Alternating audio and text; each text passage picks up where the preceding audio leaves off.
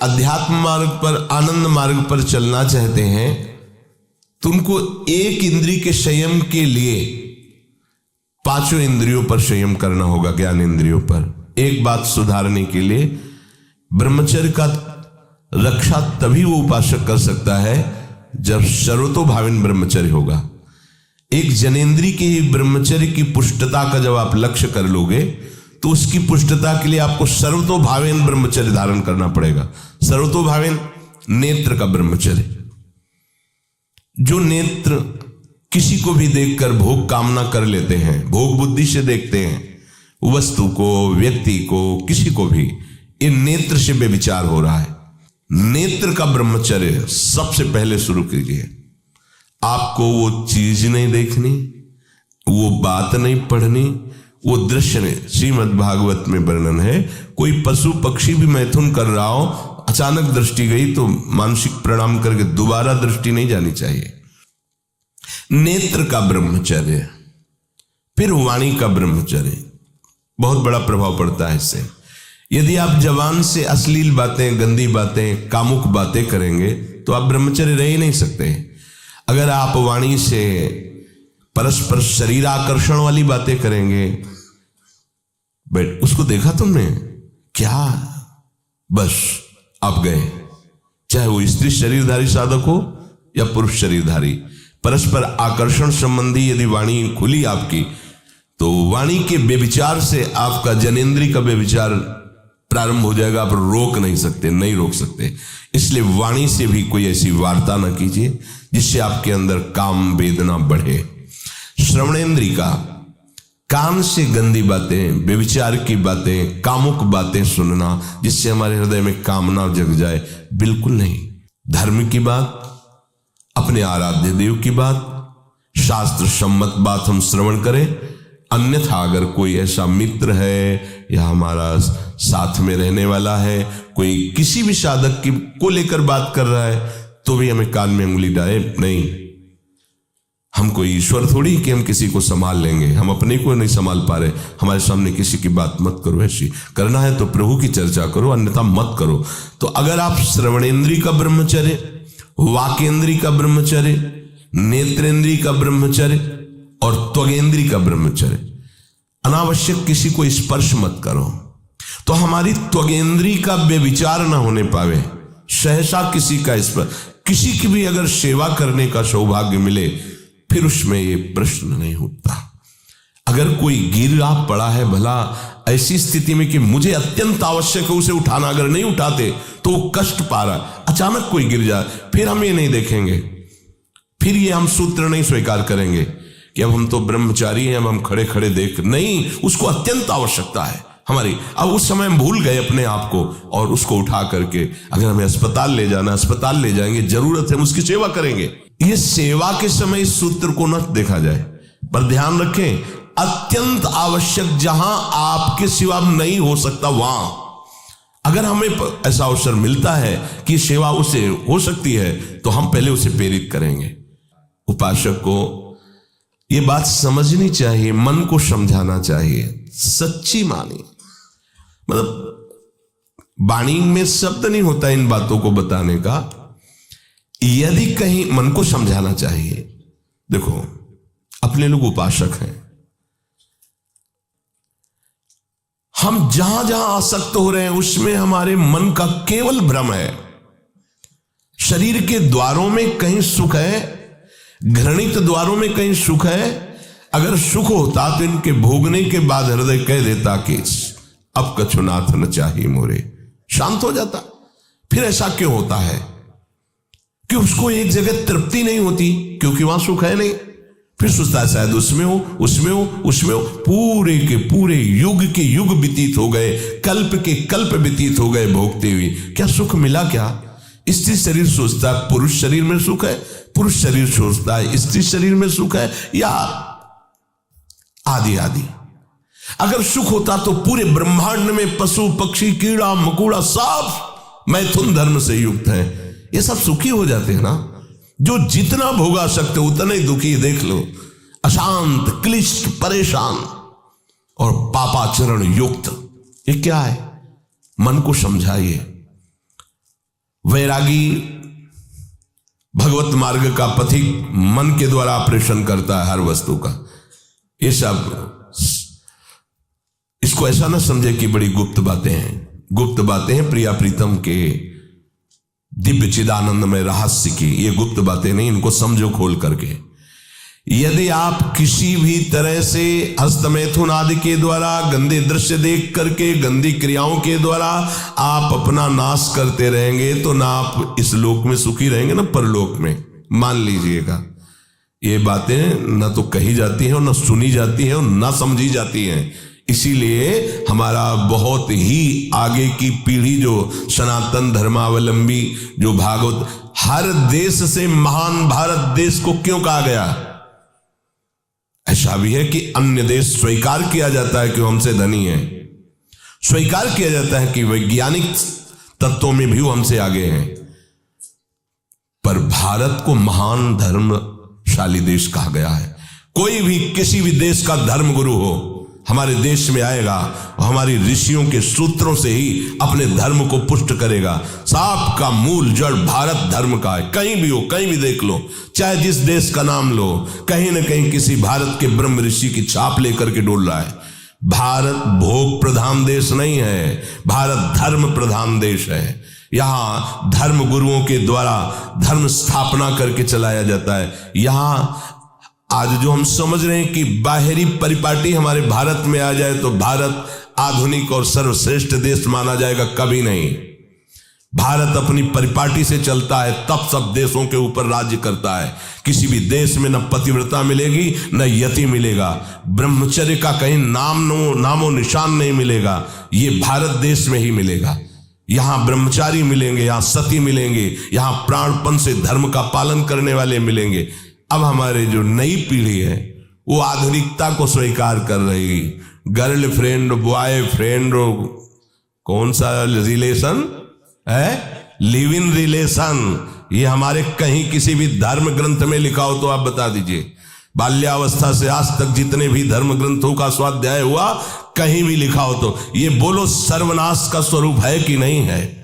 अभी बच्चा ना तो लोक को जानता है, ना परलोक को जानता है, ना हित को जानता है, ना अहित को जानता है। अभी उसका ब्रह्मचर्य किसी काम लायक नहीं हुआ और वो उतर गया व्यभिचार में। क्या होगा उसका जीवन? क्या होगा जीवन? चाहे वो स्त्री स्वरूप में चाहे पुरुष स्वरूप में हो, क्या बिना संयम के ये पशुता के व्यवहार से किसी की ना लौकिक उन्नति होती है ना परमार्थिक उन्नति होती है। पर कौन सुनेगा? यही कहा जाएगा पुराने जमाने के शास्त्रों को केवल वर्णन कर रहे हैं, ये क्या जाने आधुनिक जमाने को। तो आधुनिक जमाने की दशा क्या हो रही है, आंख खोल करके देखो। कोई बात नहीं, दोस्त बनाना कोई बुरी बात नहीं, इस बात को हम मानते हैं। स्त्री शरीरधारी पुरुष शरीर को मित्र बना सकता है, कोई दोष नहीं। पुरुष शरीरधारी स्त्री को मित्र बना सकता है, कोई दोष नहीं। लेकिन मित्र का क्या कर्तव्य होता है? कुपंथ निवार सुपंथ चलावा, कुमार्ग से हटा करके सुपंथ में चलाना, उसकी समस्याओं को दूर करके उसको आनंद में से युक्त करना, उसको सहयोग करना, ना कि शोषण करना। दोस्ती कहते हैं उसके दुखों को मिटा करके उसको शांति और सुख के मार्ग में ले जाना। इसीलिए ये जो आधुनिकता बढ़ रही है, ये जो खान पान गलत हो रहा है, ये जो दर्शन गलत हो रहा है, तो इस जमाने में ब्रह्मचर्य ये केवल शब्द ही लिखा मिलेगा, जीवन में नहीं मिलेगा। नए नए बच्चे व्यसन कर रहे हैं, नशा कर रहे हैं, गंदे आचरण कर रहे हैं। क्या होगा?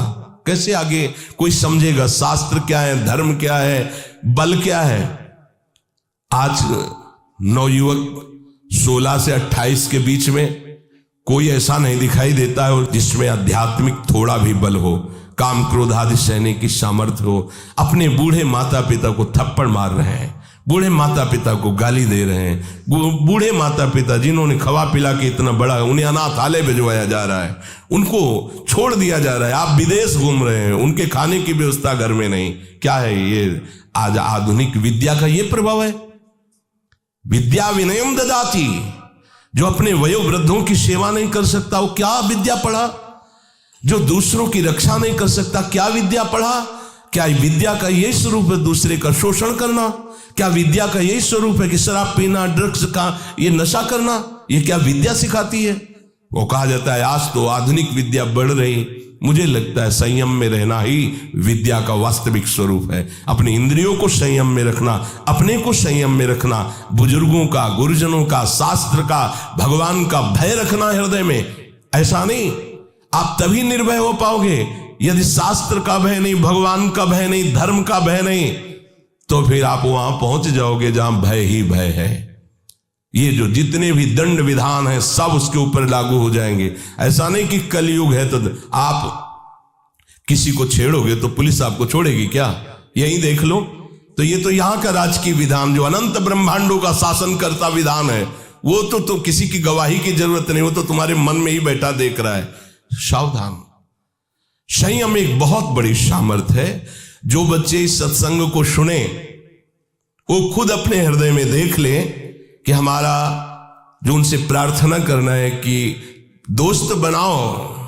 हम निषेध नहीं करते, हम भी पढ़े, स्कूलों में पढ़े, बच्चे बच्चियां सब एक साथ स्कूल में बैठते हैं। क्या हम हमारे 4 बहनें हों और हम उनके बीच में रहते हो तो हमें काम सताएगा क्या? क्या तुम ऐसे दोस्त नहीं बन सकते क्या? क्या जरूरी है कि काम की भावना से ही किसी से दोस्ती करना? जब ब्याह हो जाए, सदगृहस्थ बन जाओ, तब भगवान को प्रणाम करके गृहस्थ धर्म रूपी पूजा करो, कोई परेशानी नहीं। पर जब तक आपका ब्याह नहीं होता है तब तक आप संयम से रहो। जो तुम्हें संयम भ्रष्ट करे वो तुम्हारा दोस्त नहीं दुश्मन है। इस बात का परिणाम खुद आप आगे देख लेंगे, चाहे वो बच्चा हो, चाहे बच्ची हो, चाहे स्त्री हो, चाहे पुरुष हो। दोस्त वही है जो हमारे संयम को पुष्ट करे। संयम भ्रष्ट कर दे उसे दुश्मन कहते हैं। जो हमारे भागवतिक मार्ग को नष्ट कर दे, जो हमारी पवित्रता को नष्ट कर दे, जो हमारे संयम को नष्ट कर दे, वो दोस्त कैसे हो सकता है? वो हमारा फ्रेंड कैसे हो सकता है? बहुत सावधानी की जरूरत है। ये बाहरी देशों की बातें हमारे देश में नहीं चल पाएंगी। आज हमारा मन इससे, कल हमारा उससे मन। हमारे देश में इसका निषेध किया जाता है। हमारे धर्म ग्रंथ, हमारे धर्म गुरुओं ने इसका निषेध किया है। ये भारत है, भारत वो धर्म भूमि जिसे हर विश्व का एक एक देश प्रणाम करता है। इस देश की एक महात्मा गया तो आश्चर्यचकित उपदेश सबको आसक्त कर लिया, श्री स्वामी विवेकानंद जी। एक महात्मा गया तो विषयी पुरुषों के हाथ में भी माला पहला दिया और कृष्ण कृष्ण पुकारने के लिए विवश कर दिया उसे। ये भारत है, जिधर भी गए तो जयकारा लगवा दिया अपने धर्म का। यहाँ के ग्रंथों में यहाँ के गृहस्थों की जय जयकार लिखी हुई है। आप भक्तमाल उठाकर देखिए कि 100 में 10 विरक्त होंगे, 90 गृहस्थ होंगे, और वो सब ऐसे महापुरुष जो विरक्तों से भी बढ़ करके हैं। तो ऐसा नहीं कहा जा सकता कि गृहस्थ में धर्माचरण नहीं होता, गृहस्थ में भगवत प्राप्ति नहीं हो सकती, गृहस्थ में संयम नहीं हो सकता। बिल्कुल गलत बात। सावधानी से चलो। यह आज प्रसंग है इस विषय का, इसलिए सबसे विनय करता हूं कि यदि आप संयम से चलोगे तो इस जन्म में भी सुखी, शांत और बलवान रहोगे, और आखिरी में तुम्हें महाआनंद सिंधु प्रभु स्वीकार कर लेंगे। अगर अधर्माचरण करोगे तो ये अधर्म ही तुम्हें नष्ट कर देगा। धर्माचरण करोगे तो धर्मो रक्षति रक्षिता, ये धर्म स्वयं तुम्हारी रक्षा कर लेगा। हमारे हृदय में जो अंतःकरण में मन है, इसको समझाना चाहिए। अगर विषय भोग में सुख होता तो सब सुखी हो गए होते। उर्वशी जो भगवान नारायण की जंघा से प्रकट हुई और काम को भी मोहित करने की सामर्थ्य रखती है, महाराज पुररवा ने पत्नी रूप से उसे स्वीकार किया। इतने प्रतापी और पुण्यवान थे। परिणाम क्या हुआ? पागल बने घूम रहे थे। भगवत कृपा से जब ज्ञान हुआ तो उनका आज तक मुझे तृप्ति नहीं हुई, मैं पुरुष सिंह और राजर्षि कहलाया, मेरी क्या दुर्दशा हो गई। वर्णन एकादश स्कंद में आप पढ़ के देख लीजिए। महाराज ययाति भगवान शुक्राचार्य की पुत्री देवयानी से ब्याह हुआ, पर शर्मिष्ठा में भी आसक्त हुए और अपने पुत्र की 1000 वर्ष जवानी का भोग किया। फिर घृणित भाव से विषयों का त्याग किया कि क्या अपने पुत्र की आयु तक का भोग कर डाला, मिला कुछ नहीं। किसको मिल सकता है ही नहीं, केवल भ्रम। चलो, जो भ्रम में फंसे हैं भगवान उनकी रक्षा करें, पर आप लोग तो भगवत कृपा पात्र और भगवत मार्ग के पथिक हैं, तो संयम पर आप आइए। आप अपने मन को ब्रह्मचारी बनाइए। प्रियालाल के सिवा मन का और विषयों में जाना, ये मन का व्यभिचार है। प्रियालाल सुख समुद्र है, इसके सिवा और कुछ सोचना कि इसमें सुख है बुद्धि का व्यभिचार है। अगर बुद्धि ये निश्चय की हुई कि श्यामा श्याम के नाम रूप लीला धाम के सिवा कहीं सुख नहीं, ये बुद्धि का ब्रह्मचर्य है। निरंतर अपने आराध्य देव के चिंतन में डूबा ये चित्त का ब्रह्मचर्य है। और चित्त विषयों का चिंतन कर रहा है, शब्द स्पर्श रूप रस गंध का, ये चित्त का व्यभिचार है। और मैं पुरुष हूं, मैं भोगता हूं, ये अहंकार का व्यभिचार है। और मैं प्रियालाल का दास हूं, ये अहंकार का ब्रह्मचर्य है। अंतःकरण ब्रह्मचारी, इंद्रिय ब्रह्मचारी, फिर आपको कोई परास्त ही नहीं कर सकता। आपका स्वभाव हो जाएगा ब्रह्मचारी व्रत स्थिता। ब्रह्मचर्य रक्षा के लिए पहला तो ये निश्चय करना होगा कि आपकी वीर में महत्व बुद्धि हो जाए। जिसे आप व्यर्थ समझ रहे हैं वो बहुत बड़ी जीवनी शक्ति है। चाहे जितना आप उसको निकालते रहिए, आपको सुख कभी नहीं मिलेगा, दुख बढ़ता चला जाएगा। और आप थोड़े दिन ब्रह्मचर्य रह के देखिए, जब आप ऐसी क्रियाओं से युक्त होने के बाद ब्रह्मचर्य रहेंगे तो कुछ समय तक आप बिल्कुल ब्रह्मचर्य नहीं रह पाएंगे। पहले समझ लीजिए, स्वाभाविक आपका वीर स्खलित होता रहेगा बिना किसी चेष्टा के, कई तरह से। अब आपको घबराना नहीं, पर कोई क्रिया नहीं करनी है और संयम से रहना है। ये जितनी बातें पीछे कही गई कि ये नहीं देखना, ये नहीं सुनना, कुछ दिन बाद आप देखोगे कि आपका ब्रह्मचर्य रुकने लगा है, लंबा अंतराय करने लगा है। ऐसे भी उपासक है जिनको 10-10 वर्ष हो जाते हैं, स्वप्न दोष नहीं होता। 10-10 वर्ष स्वप्न दोष ही नहीं होता। कभी ऐसी कोई विषम परिस्थिति, औषधि आदि का प्रभाव, कुप्रभाव, वो बात अलग की है। क्यों? जब तक आप उसे रास्ता नहीं देंगे तब तक वो निकलेगा नहीं। स्वाभाविक नहीं निकलने वाली ये वस्तु है। स्वाभाविक तो कभी ऐसे ही, अगर आपने शुरुआत से कभी भी ऐसी कुछ चेष्टा नहीं की है तो ये अपने आप में समर्थ, जो आसनों पे बैठने के लिए कहा जाता है, इससे सुषुम्ना नाड़ी खुलती है और ब्रह्मचर्य ऊर्ध्वगामी होने लगता है। ऊर्ध्वगामी ब्रह्मचारी साक्षात भगवत स्वरूप हो जाता है, उसे ज्यादा प्रयास करना नहीं पड़ता है। ब्रह्मचर्य रक्षा के लिए सरल जीवन होना अत्यंत आवश्यक है। विलासिता से बचा जाए। ऐसे सुगंधित तेल लगाना, फुसफुस डाल के चलना, श्री जी का प्रसादी इत्र मिले तो ठीक है, नहीं होता नहीं खुशबू है। अरे दुर्गंध इससे नहीं ढकेगी, तुम्हारी फुसफुस से। तुम्हारी वासना ही दुर्गंध है। वासना को हटाओ और उपासना को बैठा लो, तुम्हारी सुगंध से संपूर्ण देश पवित्र हो जाए। सतरति सतरति सा लोकांतर। तुम स्त्री पुरुष नहीं हो, भगवान के निज अंश हो, समझो। सच्चिदानंद प्रभु के अंश होकर देह राग में कैसे तुम भ्रष्ट होते जा रहे हो। जिसे ब्रह्मचर्य रहना, उसे नित्य सत्संग सुनना चाहिए। सत्संग ही एक ऐसा है जो तुम्हें उठा सकता है। संसार में आज तक किसी की भी उन्नति हुई है तो उसे सत्संगी कहते हैं। कहीं भी देख लो, गोस्वामी जी ने इसीलिए लिख दिया है, मत कीरति गति भूति भलाई, जब जे जतन जहां जे पाई, सो जानो सत्संग प्रभाव, लोकों वेद न आनो पाओ। और ब्रह्मचर्य रहने के लिए कम से कम 2 बार सर्वांग स्नान अत्यंत आवश्यक है। अगर आप सोच कई बार जाते हैं, कोई ऐसी परिस्थिति आ जाती है तो कमर से स्नान कीजिए, पर 2 बार तो स्नान होना ही चाहिए आपके शरीर का। उससे ब्रह्मचर्य को सहायता मिलती है, शरीर की गर्मी नष्ट होती है और हमारे भाव में भी पवित्रता आती है। 2 बार स्नान करने से शरीर की गर्मी नष्ट होती है।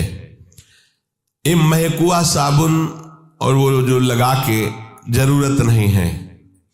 अगर आपको शरीर को स्वस्थ रखना है तो आप रगड़ करके ऐसे ही नहाइए। ये जो रज हम लगाते हैं ना, ये अपने आप में बहुत सामर्थ्यशाली है। जब आप नहाओगे तो जो रज लगी ना, वो और छिद्रों को साफ कर देगी। स्नान कर फिर आपको साबुन लगाने की जरूरत। यदि आप त्वगेंद्री को कोमल सुगंधित साबुनों से तो आपके अंदर कामुकता बढ़ेगी। ध्यान रखना, आपकी त्वगेंद्री जितनी कोमल होगी उतने में विकार बढ़ेंगे, और आपकी त्वगेंद्री जितनी ऐसे रुक्ष होती जाएगी उतने ही आप निर्विकार होते चले जाएंगे। इसका बहुत बड़ा असर होता है।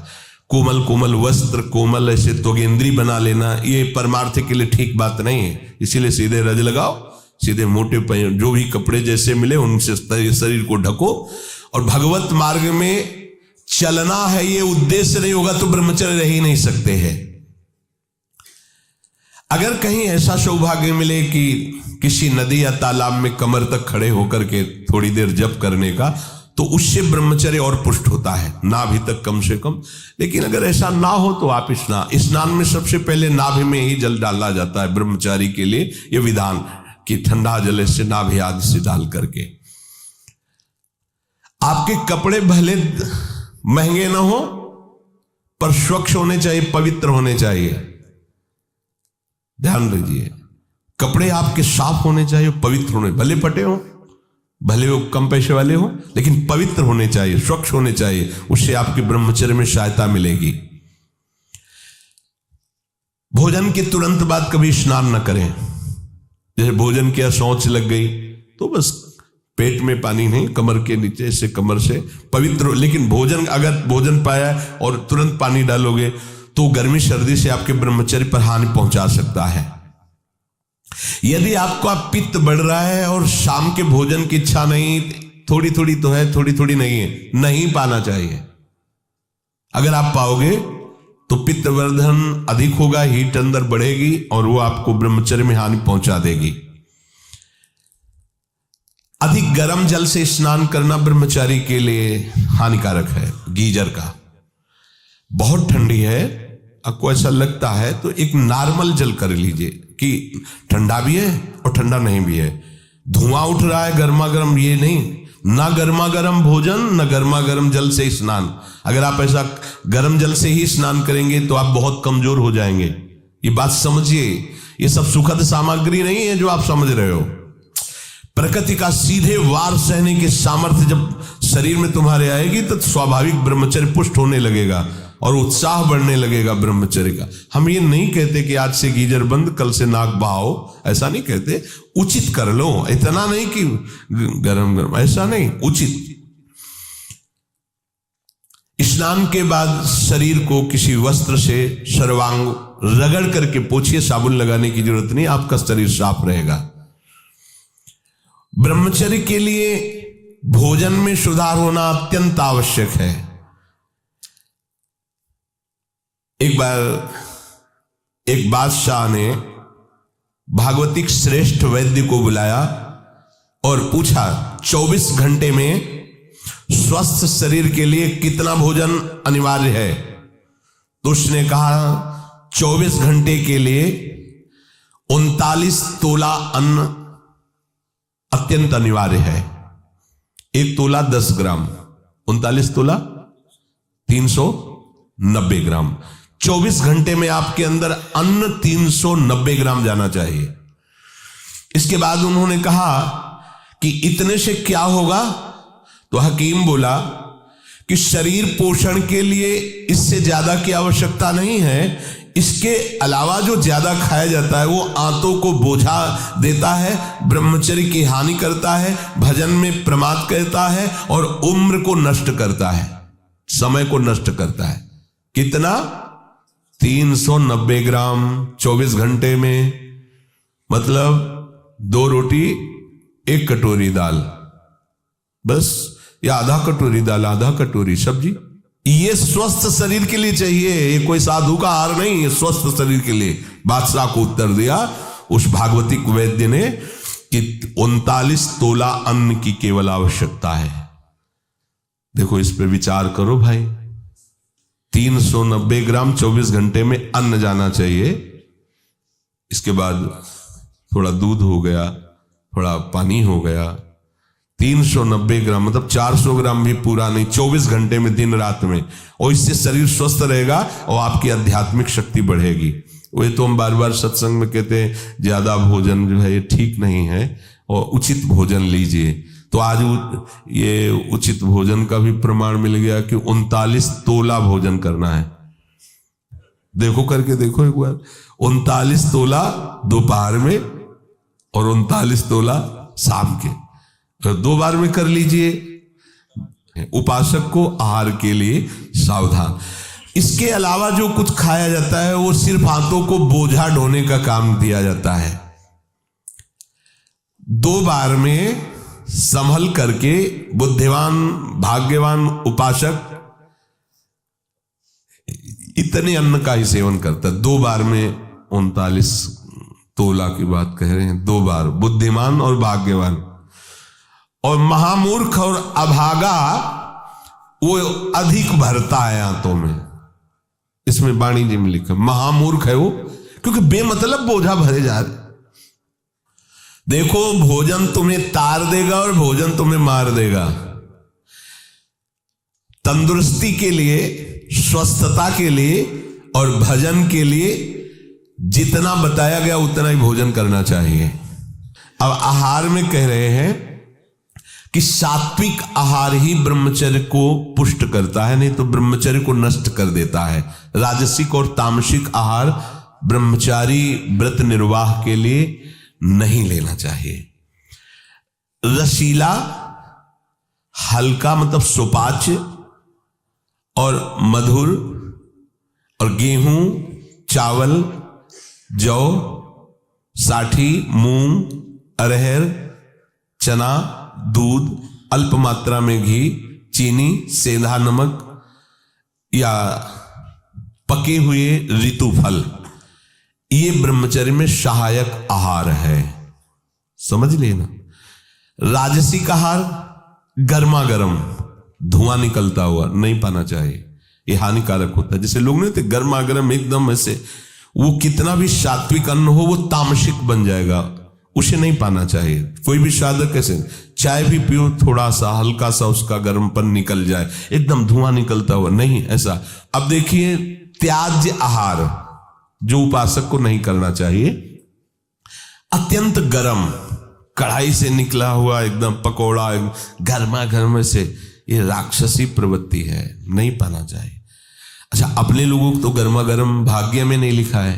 क्यों? क्योंकि पहले प्रियाजू पाएंगे, तो प्रियाजू को गर्मा गर्म थोड़ी लगाएंगे, पहले योग्य उसको बनाओ पाने के, मतलब हल्का सा गर्म रह जाए, फिर श्री जी को भोग लगाओ, 20 मिनट भोग लगाओ, हो गया सब काम। इसके बाद प्रसाद रूप में पालो तो स्वाद वाली बात ही नहीं रह जाएगी, परम स्वाद आ जाएगा, क्योंकि प्रियाजू ने पाया है।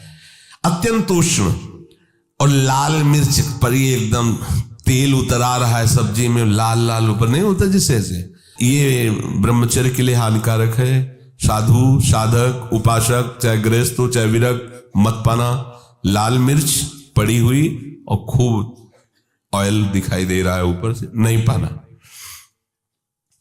और अत्यंत नमकीन और अधिक मीठा, मीठा सात्विक में हो, ऊपर में वर्णन किया गया है, पर अधिक मीठा। अब पता चला गुलाब जामुन आ गए तो 10, 12, 15 तक कोई बात ही नहीं है। खीर आदि, हलवा आदि समेटते चले जा, भैया ये कोई गोदाम थोड़ी है, आते हैं थोड़ा उचित पाल हो गया। अब 400 वाली बात है तो जो अगर खीर अच्छी लगती है तो सब बंद कर दो, 400 ग्राम खीर पी लो। हलवा अच्छा लगता है तो ठीक है, कुछ मत लो, केवल हलवा ले लो, 400 ग्राम पालो, कोई बात नहीं, बिना औषधि के पच जाएगा। आप देख लेना, बहुत बढ़िया रहेगा और आप सात्विक रहेंगे, आपका चिंतन बनेगा, नींद नहीं आएगी। चटपटा, ये नींबू डाल करके, थोड़ी इमली डाल करके, थोड़ी आम का अमृत डाल करके, ऐसे ये साधु, ये बहुत खतरनाक ब्रह्मचर्य के लिए। आम का अमचूल, इमली, ये बहुत खतरनाक है, बिल्कुल नहीं, अपने खान पान में इनका प्रयोग नहीं होना चाहिए। और अत्यंत तेल युक्त गरिष्ठ पूड़ी, कचौड़ी, मालपुआ और हींग पड़ा हुआ निषेध है। भगवत मार्ग में ये हींग को निषेध किया गया है। जो 4 जगह उस ब्रह्म हत्या को विभाजित किया गया, वो शास्त्र में पढ़ा। एक था मरुभूमि, ऊषर भूमि, दूसरा था वृक्षों में गोन, तीसरा माताओं बहनों में मासिक धर्म, चौथा जल में फेन बुदबुदा। ये 4 जगह उससे विभाजित किया गया। ऐसे ही स्नान के लिए है कि जल में जब जाए तो ऐसे ऊपर की परत को ऐसे हटावे, भले कुछ नहीं पर उसका सिद्धांत, तब डुबकी लगा, दोनों हाथ से ऐसे करके फिर डुबकी लगा। ऊषर भूमि में किसी भी मंगल अनुष्ठान के लिए निषेध किया गया है। और वृक्षों की गोंद परमार्थिक उपासकों के लिए निषेध किया गया, इसीलिए इसमें हींग को भी निषेध कर रहे हैं। और हींग वैसे ही बहुत गर्म तासीर होती है, अपने को नहीं पाना। प्याज, लहसुन, गाजर, उड़द, मसाला बाजार का बना हुआ जैसे मीट मसाला और सब ऐसे नहीं, ये नहीं। और तमोगुणी में मांस, मछली और आदि आदि, अंडा, शराब, चाय, काफी तमोगुण में रखा है, उसी लाइन में रखा है जिसमें निषेध रखा है। चाय, काफी, डाफी भी कोई होता है क्या? नहीं, काफी तो अलग लिखा है, डाफी अलग लिखा है, तो डाफी तो हम तो जलते ले। फिर लिखा कोकीन, चरस, ये सब तमोगुणी में है।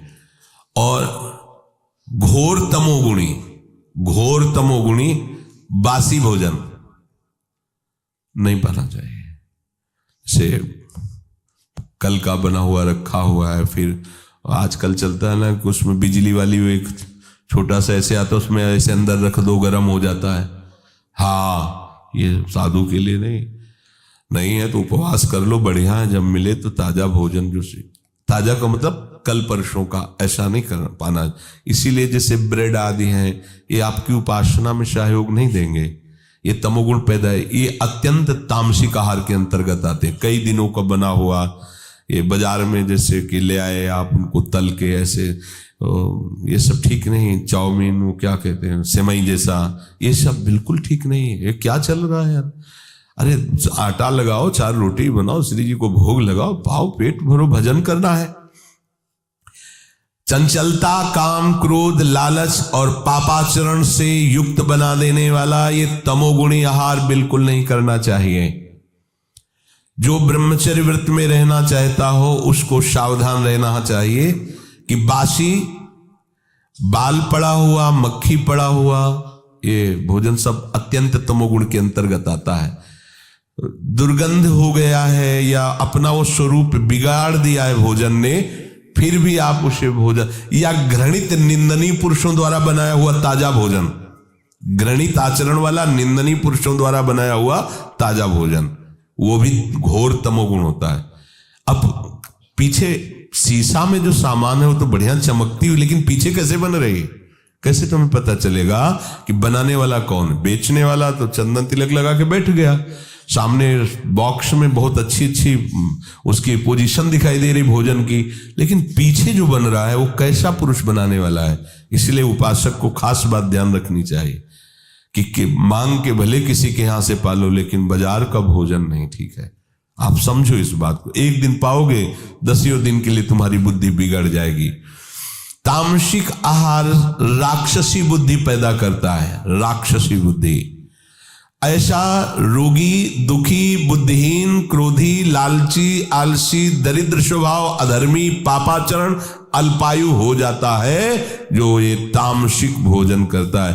तामसिक भोजन में एक बात फिर सुन लीजिए, बोले हींग, प्याज, लहसुन और मीट मसाला, मांस, मछली, अंडा, शराब, चाय, काफी, कोकीन, चरस, बासी आहार, रसहीन, गला हुआ, दुर्गंधित और घृणित निंदनीय पुरुषों द्वारा बनाया हुआ ऐसा भोजन तामसिक है। ये आपको ब्रह्मचर्य नहीं रहने देगा। दुखी, बुद्धिहीन, क्रोधी, लालची, आलसी, दरिद्र, अधर्मी, पापी और अल्पायु बना करके नरकगामी करेगा। ऐसे भोजन से बचा जाए। तो यदि हम ऐसे सावधानी से रहें तो भगवान कह रहे हैं प्रशांतात्मा विगतभिर ब्रह्मचारी व्रते स्थितः, वो भय रहित हो जाएगा, उसका हृदय परम शांत हो जाएगा और ब्रह्मचारी व्रत में स्थित हो जाएगा। शेष चर्चा के श्री राधा वल्लभ।